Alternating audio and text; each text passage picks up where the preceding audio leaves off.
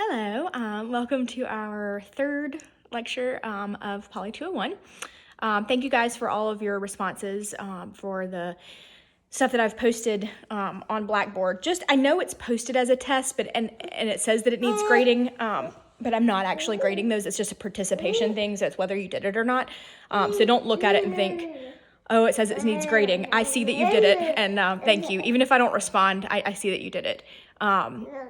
I don't know if it's going to mess up like your formula. I've never done it that way. So I don't know if it'll mess up your formula for how things are, how your grades are calculated on Blackboard, but just look at your syllabus and know that your grades are based on your quizzes, your exams, and your final paper.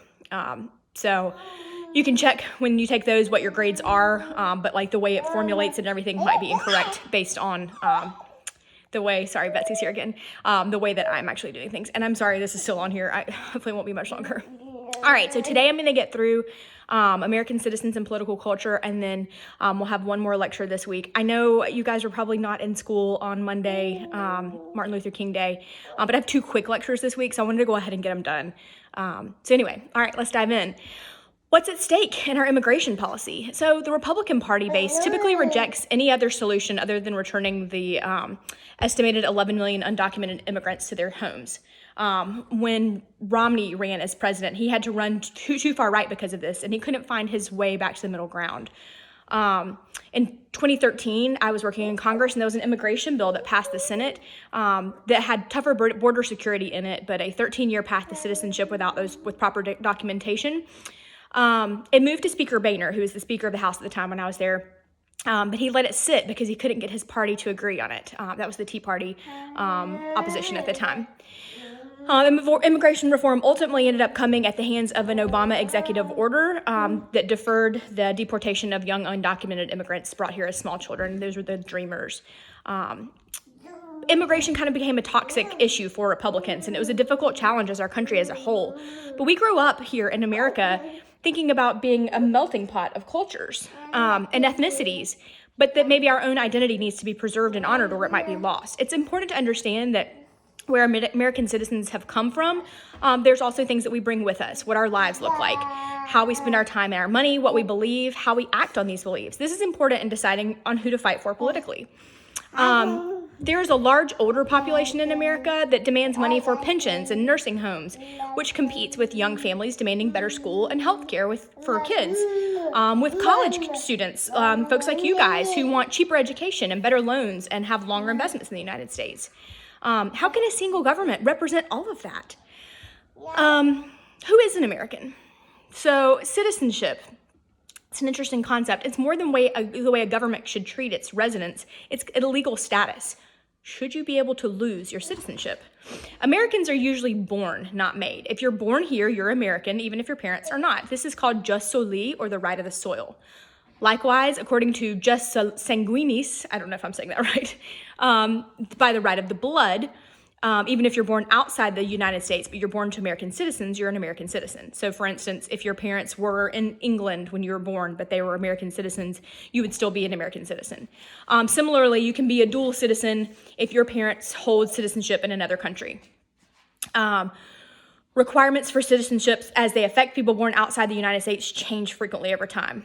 What's an immigrant? Immigrants are citizens or subjects of one country who move to another country to work or live.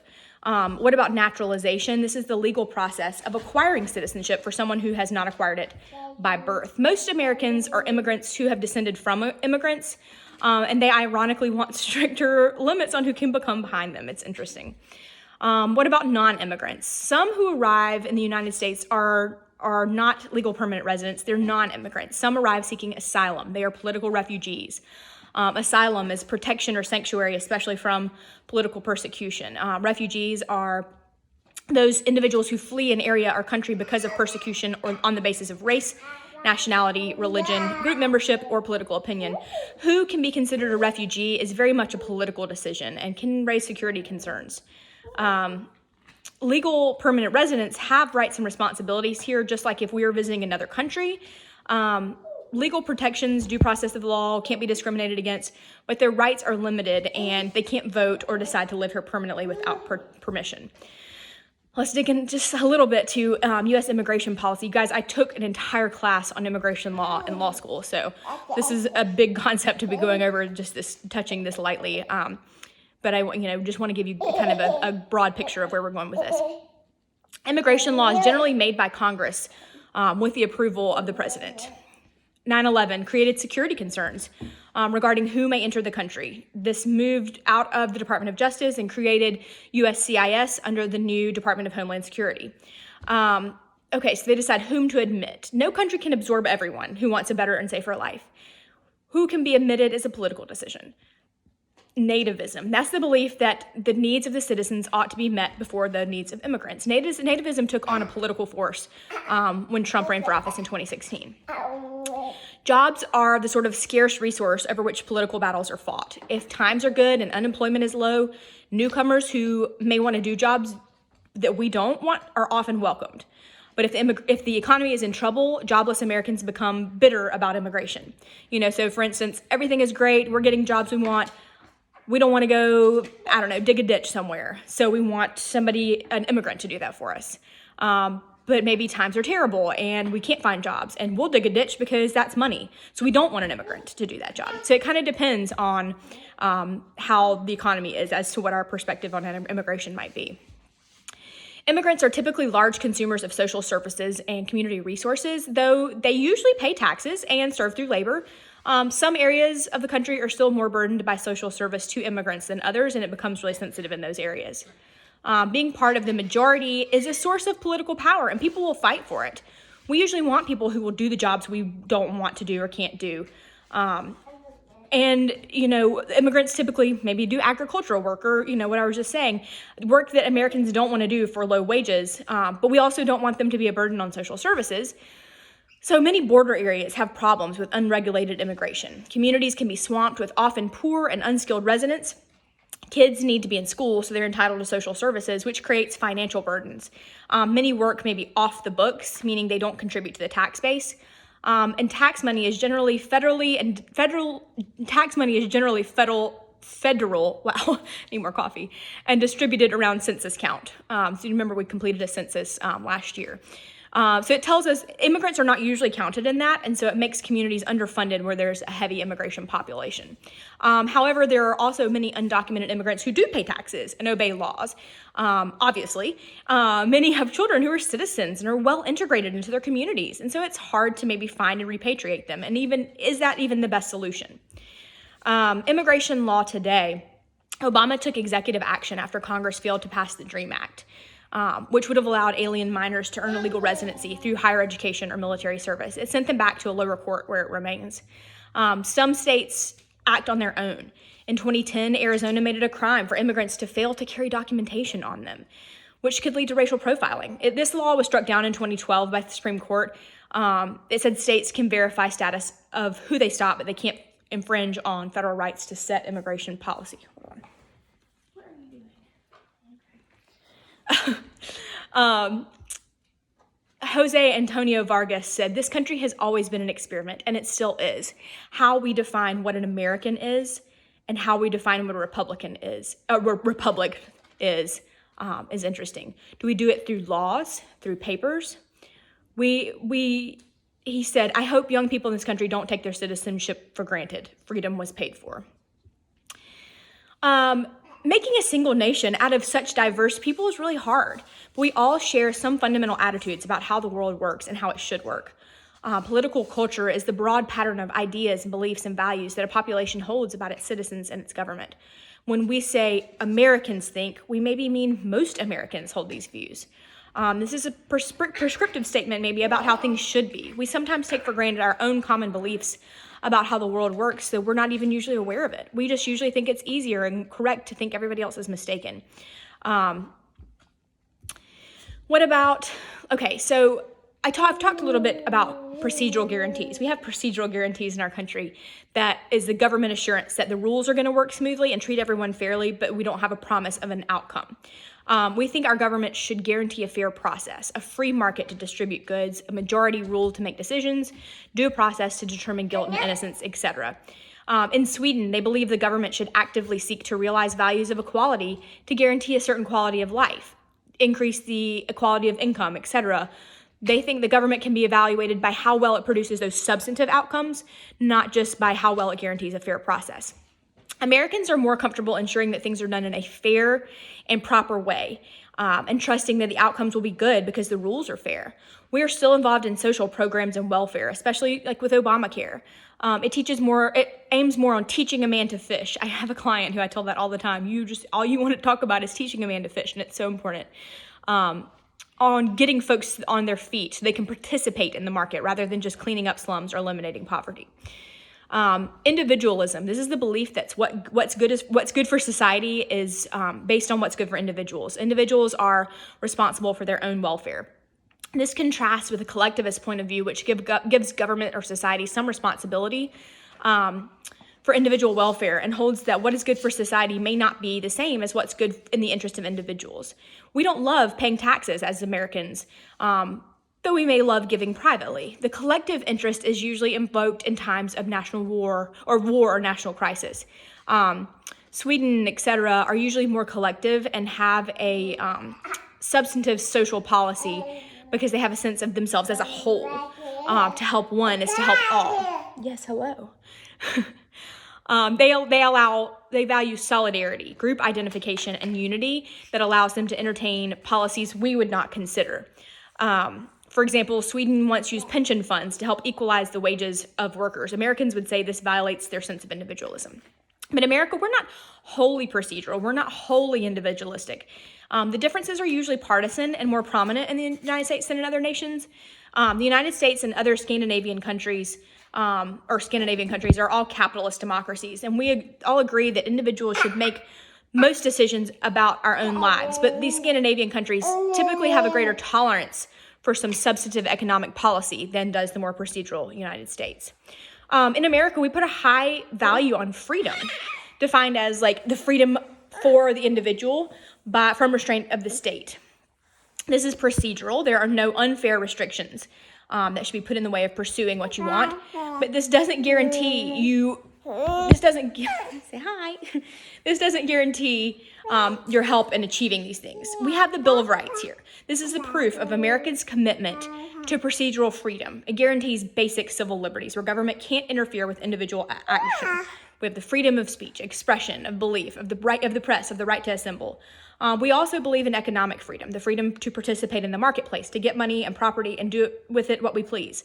The government should protect our property and not take it away or regulate it too heavily, but we can do with it what we want. Equality is a value that we cast more clearly in a procedural versus substantive term. We can guarantee equality of treatment, of access, and of opportunity, but not of results. We have equal access to run the race, but not everyone can finish it in the same place, and honestly, not everyone starts from the same place. What about some things that kind of divide us? Ideologies. These are the sets of beliefs about politics and society that help people make sense of our world. This is based on normative prescriptions. It might seem clear to one person, but another person thinks that person is wrong. So we debate and argue and have become more passionate and more polarized lately, which is a huge problem. But we share a political culture, and so the United States' range of debate is relatively narrow. There's no successful communist or socialist parties here. A conservative is typically somebody who favors limited government and is cautious about change. That's usually called the Republican Party. Tends to promote social values, distrust of government action, except for in matters of national security. They are resistant to change, maintain a prescribed social order. Liberals, on the other hand, people who generally favor government action and view change as progress. They usually consider the Democratic Party. They tell a narrative based on potential for progress and change, trusting government innovations as answers to social problems, and the expansion of individual rights and expressions. So, the Great Depression in the 1930s and FDR's New Deal, which we'll get into later this semester, really set Republicans and Democrats apart on how much they trust the government to regulate a market that showed it could not regulate itself. Conservatives tend to think that the government should not have too much power and that it isn't a competent actor. Liberals tend to trust the government to regulate the economy, saying that unregulation causes poverty, etc. In the 80s and 90s, people were meeting their own basic economic needs, and many were identified as middle class. So they began to focus on morality and quality of life, how much the government should be involved in protecting individual rights and procedural guarantees of equality and due process or how the government should be making more substantive judgments about how people live their lives. Conservatives emphasize religion, reject abortion, promote traditional family values, emphasize the American way. People should know their place in society, censor alternative versions of social order. And liberals tend to preserve, what are you doing? Preserve the environment, create a sense of community based on equality, and promote individual safety. Economic liberals, these are those who favor an expanded government role in the economy, but a limited role in the social order. Economic conservatives are those who favor a strictly procedural government role in the economy and the social order. Libertarians, those are those who favor a minimal government role in any sphere. Social liberals, those who favor greater control of the economy and the social order to bring about greater equality and to regulate the effects of progress. Communitarians, those who favor a strong substantive government role in the economy and the social order so their vision of a community of equals may be realized. This is the most extreme version of social liberalism, radical equality to all people. Social conservatives, what are you doing? Social conservatives are those who endorse limited government control of the economy, but a considerable government intervention to realize a traditional social order. This is based on religious values and hierarchy rather than equality. Who fits where? So most of us fit somewhere between all of those boxes. The Tea Party movement, which obviously was named for the Boston Tea Party Rebellion, had this pro-American agenda, anti-corporation, anti-government, was more conservative than most Republicans, and it really shook up the Republican Party in 2010. I was working in Congress then, and it presented a really unique challenge at that time. Social scientists are still trying to figure out what happened in the 2016 election, and now what happened in the 2020 election. Our book's a little out of date, but you guys, what a time to be studying all of this. Social scientists in 2016 believed that when proper order and power hierarchy is threatened, physically or existentially, social conservatives can be attracted to authoritarian narratives that seek to secure the old order by excluding the perceived damage. Currently, their Democratic Party splits are more minor than maybe the splits in the Republican Party. I don't even think the splits in the Republican Party are necessarily Tea Party sort of things anymore. I think maybe it is the Trump part of the Republican Party and then the mainstream Republican Party. It's going to be interesting to watch that kind of develop. The Democrats have a little bit of a split in more of the progressive caucus, those who are more like Bernie Sanders, Alexandria Ocasio-Cortez, and then more of the mainstream Democrats. So we're kind of watching this divergence. I don't see us dividing into four separate parties, but I think eventually we're going to see these coming back together as two strong parties, I think. So the citizens and American political beliefs, the core values of most Americans is democracy. It unites those of us who are born here and those of us who are new immigrants. We're united in our belief that we are a strong democracy. We are more democratic than we were 200 years ago. Women, African Americans, 18-year-olds can vote. But voter turnout's low, you guys. Most Americans are really apathetic toward politics. Even in 2018, when Obama ran, we had a really high turnout. Y'all, only 60% of Americans voted. That's really, really low. 60% of eligible voters. Do people think that they're being heard in other groups, like an environmental group or their church, or are we having a true civic crisis? Okay, I'm going to post a quick little exercise for you guys to do. Again, these are not graded. It's posted as a test because that's the only way I can figure out how to do this. There may be a better way. I'm still trying to figure out Blackboard myself, but I'm going to post this again. So we are going to think of, so our country has always been an experiment. It still is. First of all, I want you to define American. What do you think an American is? Secondly, how would you maintain our republic? With laws, with paperwork, how do you maintain our republic? And then third, what is the role of immigration and the meaning of citizenship in United States politics? Don't have to get too deep. I don't want an essay or a research kind of thing. I just want I just want to know what you think. Don't give me stuff from the book. I want to know what you think. I'm going to post this again. How do you define American? How do you maintain the republic? And what is the role of immigration in politics? All right. I've got one more lecture for you guys this week. So I'll be back probably, later this week. And you'll see that posted soon. And let me know always if you have any questions, analyrates@gmail.com. I'll talk to you guys soon. Bye.